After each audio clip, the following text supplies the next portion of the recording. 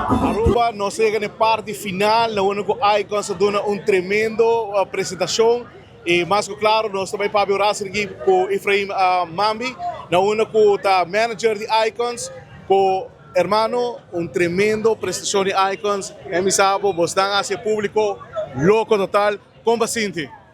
Bom, você guys não assim, não best. Dia, boa tarde, boa noite na Educho e na 24horas.com. E guys não assim, não best, então a Guneiro sempre tá casa. Então, tá de 3, não, segundo de 4 anos com nossa é oportunidade para ser no evento de regata. Então, não sei se é um prazer. De coração.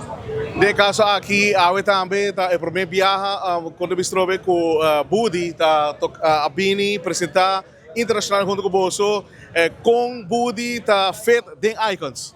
Bom, você sabe que é Budi não me está de open introdução, seu talento basta zelf spreken met een beetje holandês, então, ja, o público me quer ora com a peça dal, me quer não se mira ora com a peça dal que ela assim, então, ja, me quer esperar ouvir mais de Budi junto com Icons, de mesma hora que vai assim, quase 2-3 semanas junto com nós, está de produção na nova na caminha, coisa great na caminha, então, ja, Budi afet, de quer esse treino mira cá.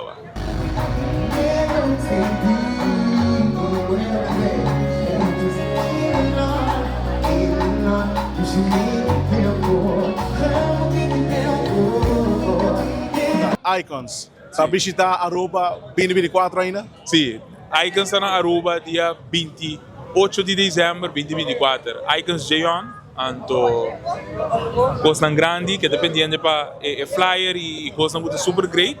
Então, sim, queda de espera. Sim.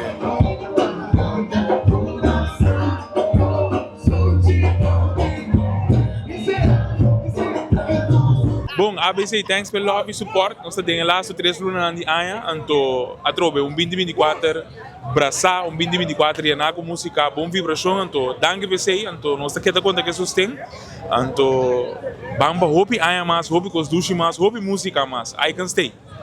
Não vai nenhum caminho para sobrar aqui rato, você vai essa queda pendente. Para sobrar vídeo que vai sair, nós vamos conhecer a pessoa responsável para organizar a regata festival à noite para 4 dias, 4 à noite. Quem nomes, não vai nenhum caminho, para sobrar nós vamos conhecer quem é a pessoa.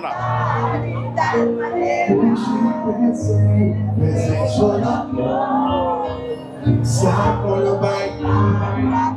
Olha aí no Dani, o Pedro Bolsonaro, essa pessoa vai no dia.